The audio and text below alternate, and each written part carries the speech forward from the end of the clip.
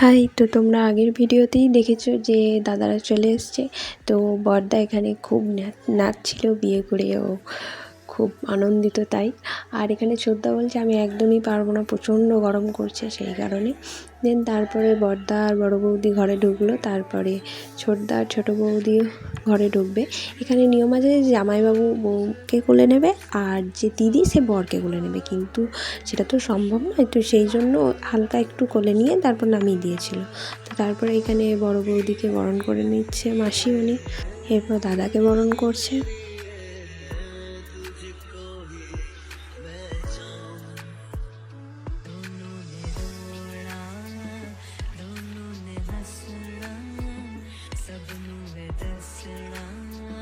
আর তারপরে এখানে দৌড় ধরা নিয়ে খুব কথা কাটাকাটি হচ্ছিলো। দাদাকে বলছিলো তোকে টাকা দিতেই হবে।